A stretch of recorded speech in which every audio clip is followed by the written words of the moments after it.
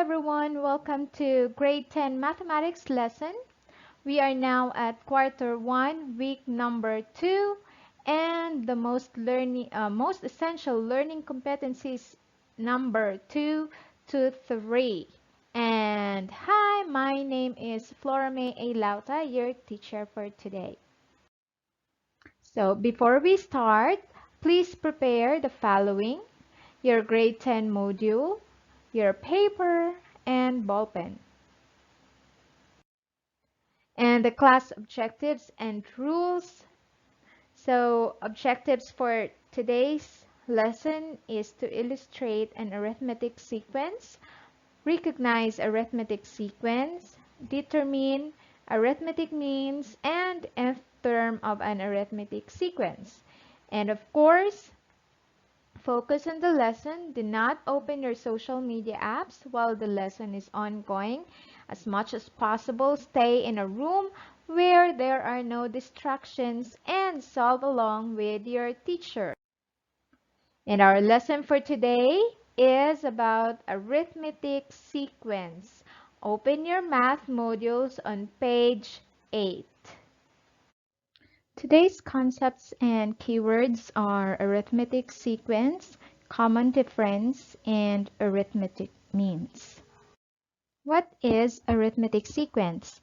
Arithmetic sequence is a sequence where each term after the first is obtained by adding the same constant. For example, 2, 6, 10, and 14. So our first term here is 2. To get and then the next term is 6. So what did we do? We just added 4 to get 6, and then 6 we added another same constant, which is 4, to get the third term 10, and then we also added the same constant 4 to get the next term 14.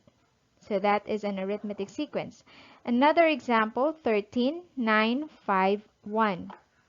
So if you notice, the sequence is decreasing.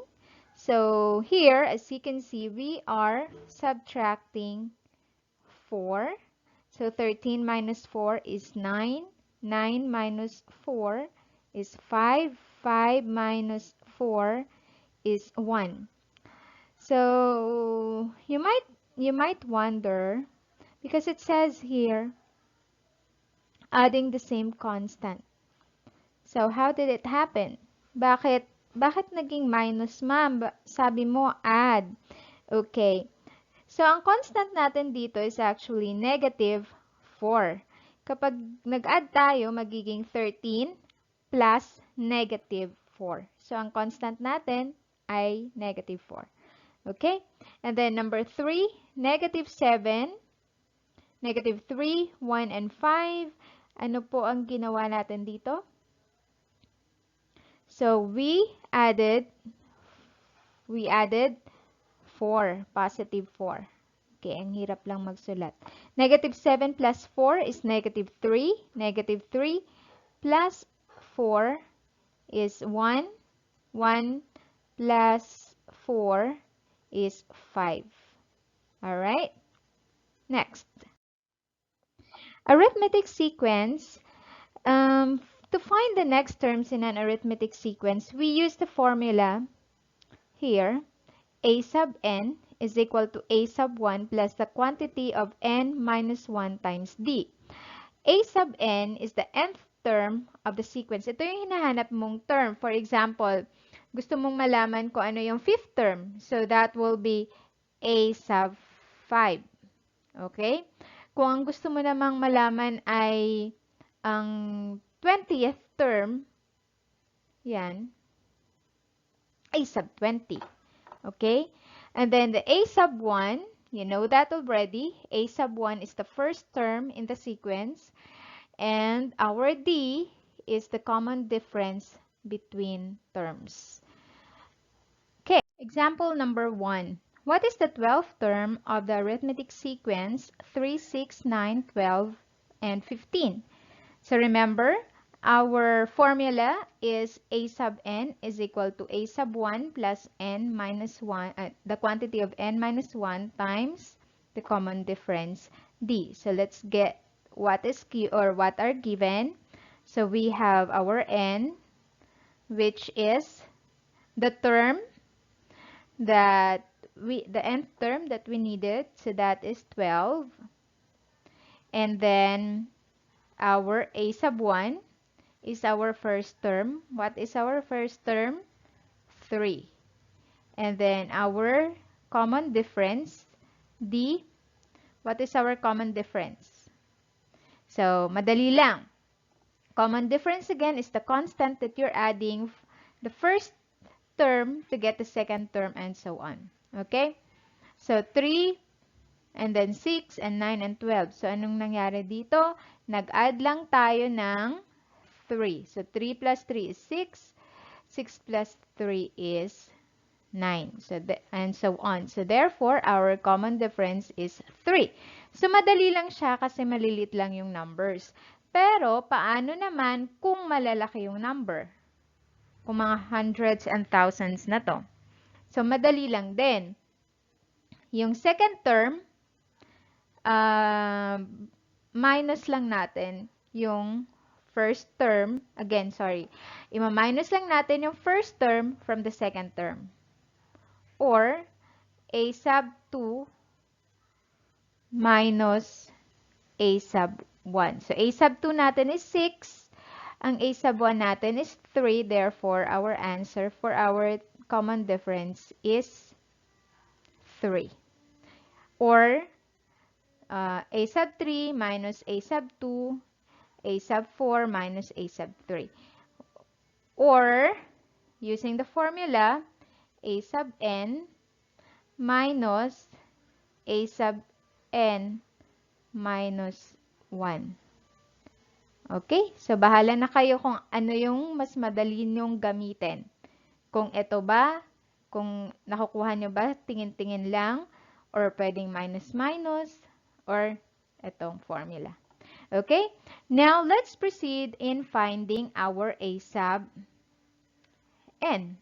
So, our n again is 12. So, we need to find a sub 12. Our a sub 12 is 3 plus our n is 12 minus 1 times our common difference is 3, right? Okay, so that's 3 plus the quantity of 12 minus 1 is 11 times 3. So, pag ganito, always remember yung MDAS rule natin. Multiplication muna bago addition. So, 3 plus 11 times 3 is 33. So, 33 plus 3 is 36. Therefore, our a sub 12 is 36. So, this is our final answer. Any questions? All right, that's great. Let's proceed to the next example. What is the 10th term of arithmetic sequence negative 15, negative 13, negative 11, negative 9? So again, we need our 10th term. So we are looking for a sub 10. So diretso na tayo. Okay? Our a sub 1 is the first term, which is negative 15 plus, what is our n? 10 minus 1 and the common difference. So, common difference, gamitan natin ng formula a sub 2 minus a sub 1 is equal to, what is a sub 2? Negative 13 minus a sub 1 is negative 15. So, magiging negative 13. At ito ay negative at negative, kaya magiging positive 15. So, negative 13 plus 15 is positive 2. Okay? So, our D is positive 2. So, negative 15, nasaan na yung ano ko? Okay. Negative 15, meron tayong negative 15 plus 10 minus 1 is 9. Ayan, sorry na lang sa aking pagsusulat. Times 2. So, negative 15. Yeah. Times 9 times 2. Plus 9 times 2. 18. So, negative 15 plus 18 ay magiging positive 3. So, our answer, A sub 10 is equal to positive 3. That is our 10th term. Now, baka nagtatanong kayo dyan, Ma'am, bakit naging positive 3? Negative 15 plus 18, bakit nag-minus kayo?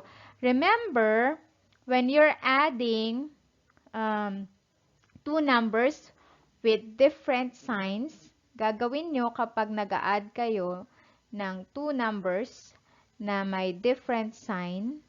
Okay? Ganyan. Ganyan. Pag nag-add kayo niyan, ang gagawin nyo, ima-minus nyo sila. So, subtract.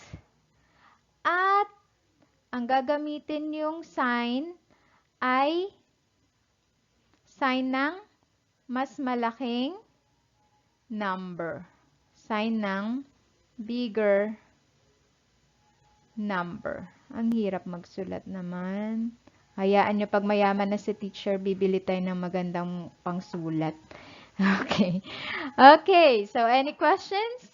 Let's proceed. Arithmetic means are terms m sub 1, m sub 2, to m sub k between two numbers a and b such that a, m sub 1, m sub 2, and so on to mk, and b is an arithmetic sequence. So, ma'am, ang dami naman yan. Ano ba yung m at a at b? Okay. So, ibig lang sabihin na yung arithmetic means are the numbers in between two numbers forming arithmetic sequence. So, for example, meron tayong 2, 6, 10, and 14. Ang arithmetic means ng 2 at ng 14 ay 6 at 10.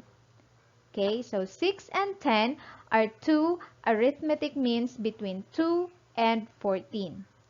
Or pwede din naman nating sabihin na the arithmetic mean between 2 and 10 is 6. Okay? Number 2.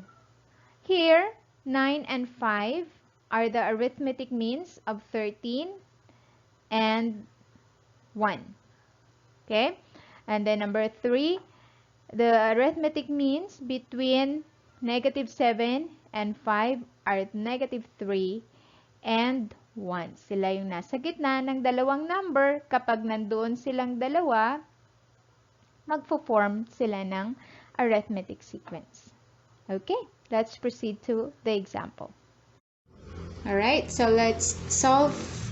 Find three arithmetic means between numbers 2 and 34. So here, we know that this one is our first term, which is a sub 1. This is our a sub 2. This is a sub 3, a sub 4, and a sub 5.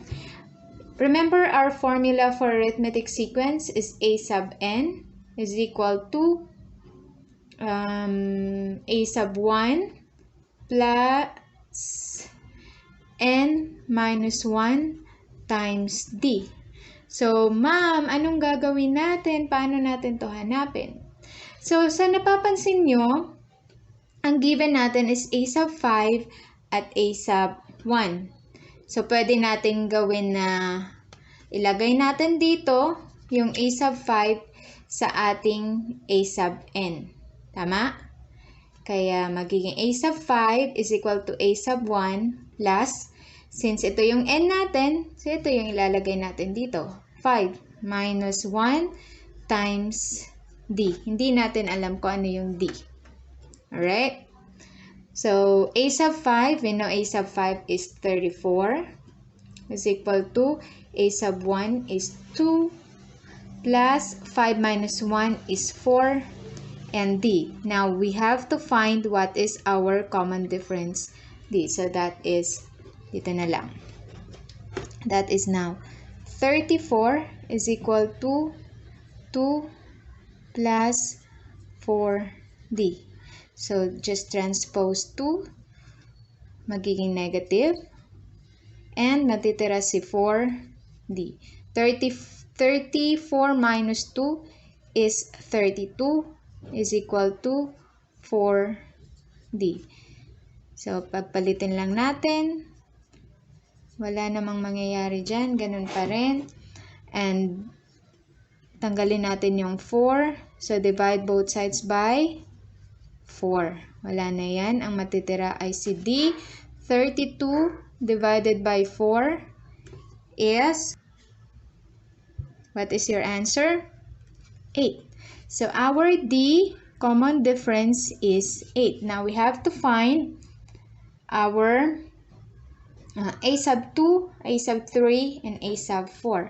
Dahil alam na natin yung common difference is 8, i-add lang natin siya kay a sub 1. So, meron tayong 2 plus 8 is 10 plus 8 is 18 plus 8 is 26 plus 8 is 34. So, answer is 2, 10, 18, 26, and the arithmetic means are 10, 18, and 26. Any questions? Okay, wala. Alright. Okay, so let's try another way to solve for arithmetic means. We have 2. Again, kailangan natin ng tatlong arithmetic means and then 34 sa dulo. So, we need to find the 3 arithmetic means between 2 and 34. This is another way of solving. Baka kasi mas madali to sa inyo. So, usually, we can do this kapag ka naka 3 terms or naka 5 terms or pwede rin namang 7 terms or naka-odd numbered terms yung ating sequence. So, dito, meron tayong ilang terms? We have 1, 2, 3, 4, 5.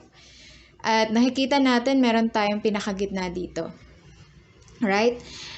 Because, ang gagamitin natin ditong solution is finding the means of the arithmetic sequence. Ang means, ibig sabihin yung pinaka-average nila. Dalawa. Alright? So, paano kaya yun, ma'am? Dami mong sinasabi. So, madali lang siya. Yung first and last number, i-add lang natin. So, meron tayong 2 plus 34 is, 36. Tapos, divide lang natin sa 2. So, 36 divided by 2, ano yun? 18. Tama ba? So, 36 divided by 2 is 18. At ito yung pinakagitna natin. So, meron ulit tayong tatlo dito. Hanapin ulit natin yung pinakagitna. So, si 18 na naman at si 34. So, 18 plus 34 is 8, 9, 10, 12, 52. So, 52, i-divide ulit natin sa dalawa. So, answer is 26. So, ito yung sagot natin dito. Okay? Ngayon, sagutin naman natin to. Pwede na natin hindi gawin to kasi alam na natin na yung numbers in between 18 tsaka 26 at 26 at 34 is 8. Tama? So, mag-a-add lang tayo ng 8 dito, which is supposed to be 10. Pero, isa-solve pa rin natin, like this. So, that's 2 plus 18 is 20, divided by 2 is 10. So, ito yun. Okay? So, therefore, our arithmetic means are 10, 18, and 26. Ito ang gagamitin yung solution kung ayaw nyong gumamit ng formula or kapag nakalimutan nyo yung formula at gusto nyo lang mag-add-add. Okay? Any questions? Okay, it's learning task time. So open your module on page 9 and I'm going to show you examples on how to solve your learning tasks.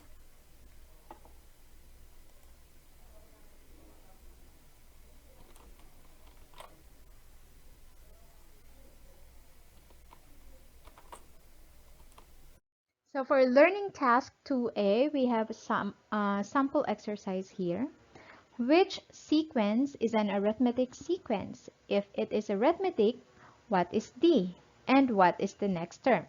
So remember, D is our common difference. Common difference is the number, the constant that we are adding in between terms to get the next term. Okay? Okay, so number 1, negative 7, 0, 7, 14. What is the answer? Okay, so that is arithmetic sequence and the common difference is 7. The next term will be 21. So negative 7 plus 7 is 0. Plus 7 is 7. Plus 7 is 14. 14 plus 7 is 21. Number 2. 0, 1 half, 1, 3 halves. What is your answer? Okay, let's check if that is the correct answer. Okay, so the answer is arithmetic. The common difference is 1 half and the next term is 4. Okay, ma'am, paano? Okay, so as you can see here, that's 0 plus 1 half is 1 half. 1 half plus 1 half is 1. 1 plus 1 half is 3 halves. Or you can find the difference as, again, a sub 2 minus a sub 1. So that is 1 half minus a sub 1, which is 0. So the answer is 1 half minus 0 is 1 half. Okay, may dumaan. Okay lang yan. So that is the answer. Our common difference is 1 half. Okay, so let's proceed to the next item. 2, 4, 8, and 16. Okay, you try to answer. You can try to answer.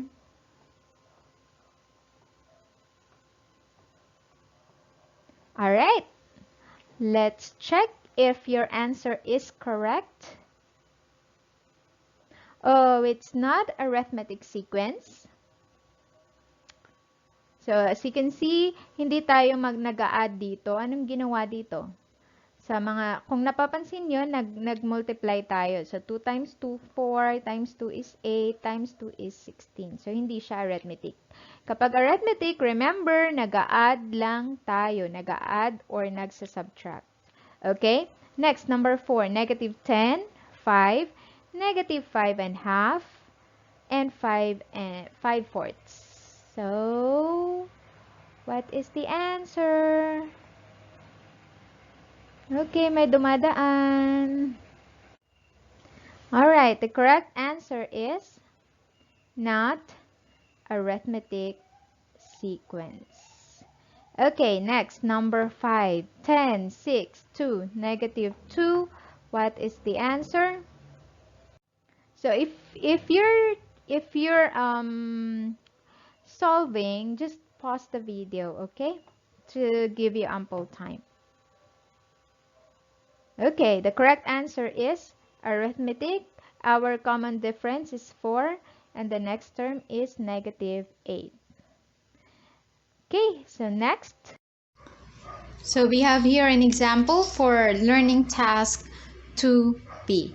Find the 16th term of the sequence 25, 23, 21, and 19. So to solve that, always remember our formula for arithmetic sequence. A sub n is equal to a sub 1 plus n minus 1 times the common difference d. We're looking for the 16th term, so our n is 16 equals a sub 1 is the first term, 25 plus n again is 16 minus 1, and our d is 23 minus 25, which is negative 2. So that is negative 2. So a sub 16 is 25 plus 16 minus 1 is 15 times negative 2. 25 plus 15 times 2 is 30. That's negative, so negative 30. So that will be 25 minus 30. So a sub 16 is equal to negative 5. And that is our final answer. Any questions? Alright, let's have another example. Okay, example number 2 for learning task 2B. Find the 7th term of the sequence 14, 28, 42, and 56. So let's go back again to the formula. A sub n is equal to a sub 1 plus n minus 1 times the common difference. And we're looking for 7th term. So that will be a sub 7, and a sub 1 is 14 plus our n is 7 minus 1. So para mukhang 7 ka na. Times d. And what is d? That will be, ito naman, d is equal to 28 minus 14. D is equal to 14. So that's 14. Okay. So we have now a sub 7 is equal to 14 plus 7 minus 1 is 6 times 14. A sub 7 is equal to 14 plus 6 times 14 is 84. A sub 7 is equal to 14 plus 84 is 98. So therefore, our 7th term is 98. Okay? Okay, example for learning task 2C. Insert 4 arithmetic means between 8 and 18. So to solve, let us list first the terms. We have 8 and then we need 4 arithmetic means between 8 and 18. So 1, 2, 3, 4, and 18. Okay, so we have a sub 1, this is a sub 2, a sub 3, a sub 4, a sub 5, and a sub 6. So let's go back to the formula. A sub n is equal to a sub 1 plus n minus 1 times the common difference d. Let's have a sub 6. Ito po, kasi yan yung nandyan, yan yung given. A sub 6 is 18 is equal to a sub 1, which is 8, plus our n is, what is our n? So, ito yon. 6 minus 1 times our common difference is unknown. So, that's D. That's 18 is equal to 8 plus 5D. Okay? And then, lipat natin sa kabila yung constant number na 8. So, 18 minus 8. So, yung positive magiging negative. At matitira si 5D. So, 18 minus 8 magiging 10. Yan. Baka hindi na nakikita. Is equal to 5D. So, tanggalin natin yung 5 para itira natin si D kasi siya yung kailangan natin. So, divide both sides by 5. Ito. So, mawawala yan. 10 divided by 5 is 2, which is our D. Or, D is equal to 2. Ngayon, si common difference, yan na yung i-add natin dito kay 8 para makuha natin yung other sequences here. So, that's 8 plus 2 is 10, plus 2 is 12, plus 2, 14, plus 2, 16, plus 2, 18. So, the final answer is 10. Wala na space. Okay, the final answer is the arithmetic means between 8 and 18 are 10, 12. Ito na lang. The final answer, the arithmetic means between 8 and 18 are 10, 12, 14, and 16. Okay? Any questions? No more? Very good. But let's have another example.